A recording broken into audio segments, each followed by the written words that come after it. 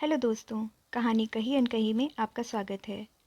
सुधा ने तीसरी बार बेटी को आवाज़ दी थी। सिमी, बेटा सिमरन, आजा बेटी, नाश्ता ठंडा हो रहा है। नरेश जी नाश्ता करके उठ भी चुके थे। सिमी शायद सो रही है, उठाओ मत उसे, कहते हुए वे ऑफिस की तैयारी में लग गए थे। सुधा का चिंतित मन अब और चिंताग्रस्त हो गया था।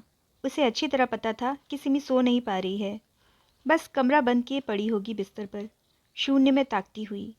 क्या हो गया है उसकी इस हंसती खेलती युवा बेटी को? किसका शाप लग गया है हमारी खुशियों को? सुधा भी फिर नाश्ता नहीं कर पाई। नरेश जी के जाने के बाद फिर से सिमरन का दरवाज़ा खटखटाया। सिमी, सिमी, खोल बेटा, दरवाज़ा तो खोल। तू ऐसे दरवाज़ा बंद कर लेती है तो और चिंता बढ़ जाती है मेरी। सिमी ने उठकर फिर दरवाज़ा खोल ही दिया था। वहीं सिलवटें पड़ी नाइटी, बिखरे उथड़े बाल, पथराई सी बेजार आंखें। सुधा जी महसूस कर रह गईं। पास आकर उसके बालों पर हाथ फेरा। उठ बेटा, हाथ मुंह धो ले, कपड़े बदल ले, थोड़ा अच्छा लगेगा।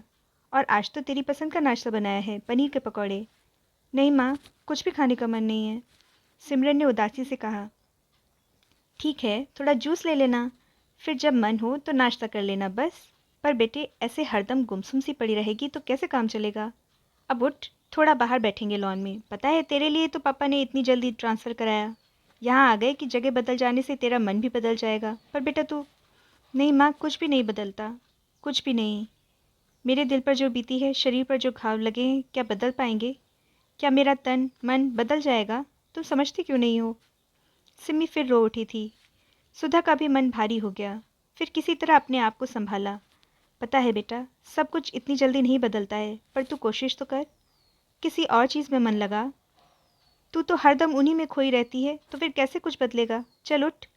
सुधा ने फिर मानो जबरन ही सिमरन को बिस्तर से उठाया था। अब जब तू नहा धोकर तैयार होकर आ जाएगी ना, तब तेरे साथ ही मैं नाश्ता करूंगी, ठीक है ना?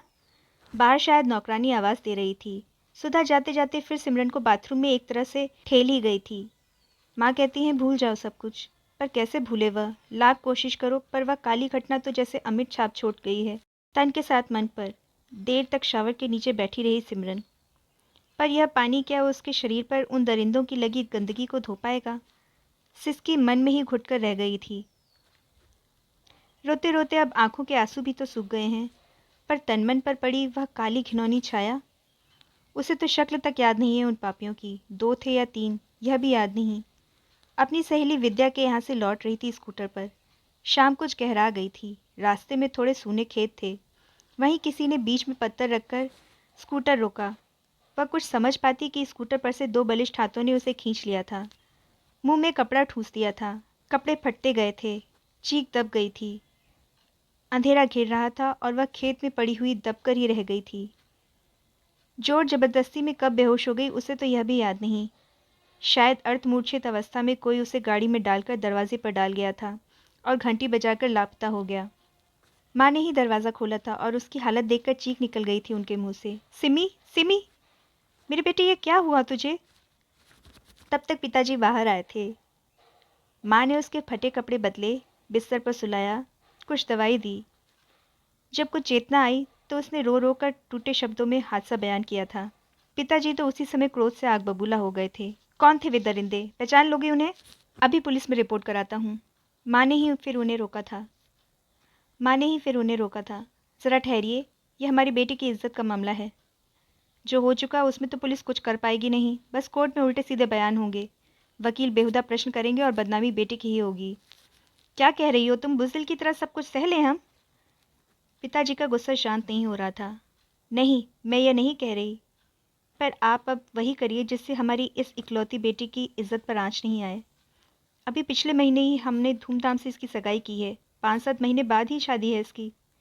फिर कुछ सोचकर पिताजी चुप रह गए थे। माँ ने आनन फानन में डॉक्टर आंटी को बुलाया था और उन्होंने कह दिया कि दवाइयाँ दे दी हैं, चिंता की कोई बात नहीं है। बस अब यह अपने मन से यह घटना भुला दे और खुश रहे। आप इसका माहौल बदलने का प्रयास करें। माँ ने तब थोड़ी चैन की सांस ली थी और तब से तो एक तरह से छाया की तरह ही सिमरन के साथ लगी रहती थीं और हरदम उसे समझाती रहती। बेटे, अब तू अपनी किसी सहेली से इस बात का जिक्र भी मत करना, समझी? देख, जो कुछ हुआ उसे भूलने की कोशिश कर। और सुन, दुख तो कोई किसी का बांट नहीं सकता है ना, इसलिए अब यह सब किसी से कहना भी मत। रोहित का फ़ोन आया जर्मनी से तो भूल कर भी मत जिक्र करना। और तो और रोहित का फ़ोन आता तो माँ वहीं खड़ी रहती। सिमी, तुम्हें हुआ क्या है? आवाज़ ऐसी मरी मरी सी क्यों है? रोहित ने हैरान होकर पूछा तो माँ ने ही फ़ोन ले लिया था। बेटा, तुम जब से गए हो सिमी तो जैसे खाना पीना ही भूल गई है। अब जल्दी तुम्हारी ट्रेनिंग ख़त्म हो, तुम दोनों की शादी करें। मैं तो इसीलिए कहती थी शोभा जी से कि शादी करके ही दोनों को जर्मनी भेजो, पर वे ही तैयार नहीं हुई कि इतनी जल्दी कैसे सब हो पाएगा। रोहित फिर हंसा था। चिंता न करें आंटी, मैं आ ही रहा हूँ। 4 महीने ही तो बचे हैं और हर 2-4 दिन में बात कर ही लेता हूँ सिमी से। फिर इतनी परेशान क्यों है? उससे कहना कि चिंता की कोई बात नहीं है। यहाँ मेरे साथ ट्रेनिंग में कोई और लड़की भी नहीं है जो वह परेशान हो, कहकर जोर से हंसा था रोहित। सुना तूने? माँ ने भी हंसकर सिमी की तरफ देखा था, पर उसका तो चेहरा वैसा ही भावविहीन था। माँ को तो बस एक ही चिंता थी, रोहित से चटपट शादी हो जाए, उसे सिमरन के साथ हुए हादसे के बारे में कुछ मालूम ना पड़े। पर वह कैसे सहज हो पाएगी? घिन आती है उसे अपने शरीर से, और शादी शादी के तो नाम से ही अब नफरत हो गई है उसे। दबे स्वर में माँ से कहा भी था उसने, माँ रोहित से कह दो मैं अब शादी नहीं करूँगी। क्या क्या कह रही है तू? पागल हो गई है क्या? ऐसा हीरा जैसा दामाद हम कहाँ से लाएंगे? और शादी हो जाने दे, फिर सब कुछ भूल जाएगी। बस रोहित से कभी जिक्र मत करना, समझी? माँ ने देर तक समझाया था। फिर आनंद फानन में ही सिमरन के पापा ने अपना तबादला दूसरे शहर में करा लिया। सारा सामान लेकर वे लोग जबलपुर में शिफ्ट भी हो गए। पता नहीं इस शहर में कौन अपने दुश्मन थे जिन्होंने ऐसी दुश्मनी निभाई। कहते हुए माँ ने अकेले ही सारी पैकिंग कर ली थी। वह तो तब भी भावविहीन सी ही बैठी रही थी। पर शहर बदल गया, घर बदल गया, माहौल बदल गया, फिर भी वह खुद को कहाँ बदल पा रही है। देर तक शरीर को रगड़ रगड़ कर नहाती रहती है। शायद ये दाग धुल जाएं, शायद मन का रीतापन भर जाए। सिमी, सिमरन बेटे, क्या घंटे भर तक नहाती रहेगी? माँ की आवाज़ से वह बाहर निकली थी। चल, अब बाहर बैठते हैं, तेरे बाल भी सूख जाएंगे और गर्म पकौड़े मैंने फिर से बना लिए हैं, चल बेटे। माँ उसे समझा बुझाकर अपने साथ लॉन में ले आई थी। माँ इतना सारा कैसे खा पाऊंगी? प्लेट देखते ही उसके मुंह से निकला था। जितना मन हो खा ले बेटे, कुछ तो खा। कैसी सूरत निकल आई है महीने भर में ही। ना हो तो जूस ले लो। धीरे से सिमरन ने 1-2 पकौड़े उठाए। और हाँ सुन, अभी मेरी अपनी नई पड़ोसिन मिसेस सिंह से बात हुई थी। वे फैशन डिज़ाइनिंग का कोई कोर्स चलाती हैं और अभी मुंबई जा रही हैं। वहाँ कोई प्रदर्शनी लग रही है उनकी। कह रही थी कि देश भर से लोग आएंगे। जब मैंने कहा कि मेरी बेटी ने भी फैशन डिज़ाइनिंग का कोर्स किया है तो पीछे पड़ गई कि उसे भी भेज दो। हफ्ते भर की प्रदर्शनी है, देखेगी, नया सीखेगी, चाहेगी तो हमारे साथ काम भी कर लेगी। माँ, सिमरन ने सुधा को रोकना चाहा था। नहीं बेटे, मैंने तय किया है कि तू चली जा, थोड़ा चेंज हो जाएगा। यहाँ तो वैसे भी दिन भर गुमसुम सी ही बैठी रहती है, फिर तेरी पसंद का काम है, तुझे इसका शौक है। सिमी के काफ़ी नानुकुर करने के बावजूद माँ ने उसके जाने की तैयारी कर ही दी थी। हफ्ते भर की ही तो बात है, मन लगे तो वहाँ रहना, नहीं तो मौसी के यहाँ चली जाना, मुंबई घूम लेना, माँ कहे जा रही थी। मिसेस सिंह के साथ कई लड़कियां थीं। घर से बाहर निकलकर थोड़ा सुकून तो मिला था सिमरन को। फिर भी वह अपने मन के खोल से बाहर नहीं आ पा रही थी। वहाँ एक हॉस्टल नुमा बिल्डिंग में ठहरने का इंतज़ाम किया गया था। कुछ विदेशी मेहमान भी थे। उसके साथ एक लड़की ठहराई गई थी, कैरल। शुरू में तो सिमरन को कुछ अजीब सा लगा, पर पता चला कि वह पहले भी हिंदुस्तान आ चुकी है। टूटी फूटी हिंदी भी बोल लेती थी, मस्त मौला और मजाकिया। जल्द ही उसने सिमरन से दोस्ती कर ली थी। वह हेलो माय डेलिकेट बेबी कहकर ही सिमरन को संबोधित करती। दिन भर तो प्रदर्शनी के काम में निकल जाता, पर रात को सोने से पहले दोनों की बातें होती। कैरल, तुम ईरान में रहती हो, वहाँ तो काफ़ी आतंकवादी हैं, और तुम कह रही हो कि तुम्हें तो काम के सिलसिले में रात को भी अकेले लंबी ड्राइव पर जाना होता है, तो तुम्हें डर नहीं लगता? उस दिन बातों ही बातों में सिमरन के मुंह से निकल ही गया था, डर वॉट?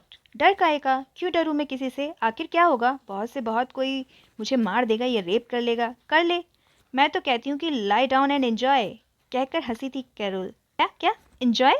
सिमरन का मुंह खुला का खुला रह गया। अरे come on baby, don't go to my words. मेरा मतलब है कि कोई रेप भी करे तो क्या मैं अपनी जान दे दूं? अरे मेरी क्या गलती है? दूसरे के गलत किए की सज़ा क्या मैं भुगतूंगी उम्र भर? So let it go. अरे ये ज़िंदगी है एंजॉय करने के लिए, हम यहाँ मरने थोड़े ही आए हैं। और जो डरा वो मरा, है ना? मैंने यहाँ इंडिया में ही सुना है ये।